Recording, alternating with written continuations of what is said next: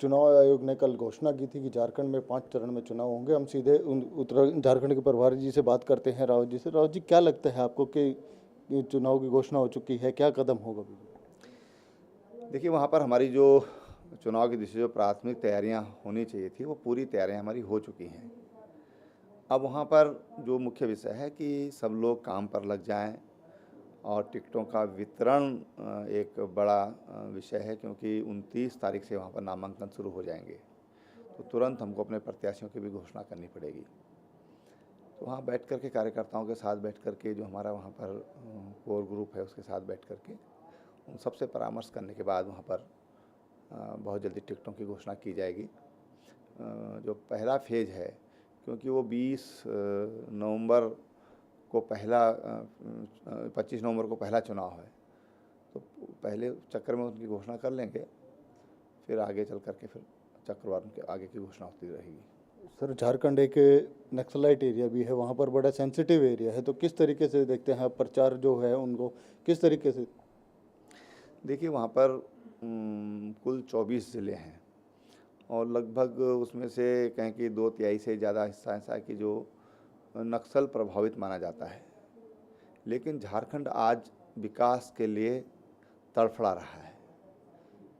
झारखंड हुआ, उत्तराखंड हुआ और छत्तीसगढ़, ये तीनों राज्य एक साथ बने थे और दोनों राज्यों में आज प्रगति दिखाई देती है। वहीं झारखंड ऐसा लगता है कि जैसे और पिछड़ता जा रहा है, और इसलिए उनको आज ऐसी कुछ आस उनको मन में जगी है कि नरेंद्र मोदी जी देश के प्रधानमंत्री हैं।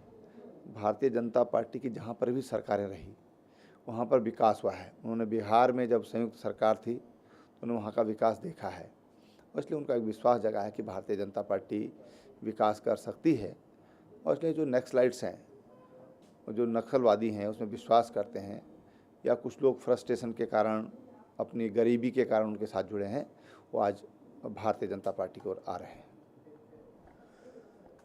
सर, क्या लगता है कि वहाँ पर बीजेपी अच्छा कर पाएगी? क्योंकि जिस तरीके से एक देखा गया था कि उपचुनाव में कहीं कहीं बीजेपी ने सीट लूज़ की थी। देखिए, उपचुनाव एक अलग चीज़ है और उपचुनाव में पूरी सरकारें लगती हैं, पूरा मंत्री लगते हैं, कई बार जो मशीनरी है उसका भी दुरुपयोग होता है। लेकिन जब आम चुनाव होता है, तो आम चुनाव में जनता ये देखती है कि उनका भला कौन कर सकता है। और इस बार के चुनाव में खुशी की बात यह है कि जो जातिवाद, क्षेत्रवाद, तरह तरह की जो इशू होते हैं चुनाव में, वो गौण है। बड़ा इशू है विकास। और जिस तरह से महाराष्ट्र की जनता ने, हरियाणा की जनता ने भारतीय जनता पार्टी में अपना विश्वास व्यक्त किया है, वो सब ने देखा है। लोकसभा चुनाव में भारतीय जनता पार्टी को जिस तरह से बहुमत मिला है, वो सारी दुनिया ने देखा है। और इसलिए आज जो चुनाव हो रहे हैं, चाहे झारखंड में हो या जम्मू कश्मीर में हो, वो आम चुनाव हैं और निश्चित रूप से मैं दावे के साथ कह सकता हूँ कि ये चुनाव भारतीय जनता पार्टी के पक्ष में होंगे और वहाँ पर भारतीय जनता पार्टी की सरकार बनेगी। तो रावत जी, जिनका कहना है कि झारखंड में भी बीजेपी हरियाणा और महाराष्ट्र की तरह अच्छा करके दिखाएगी। कैमरामैन दीपक चौबे के साथ मैं मुनीश राउत, हिमालय न्यूज़, दिल्ली।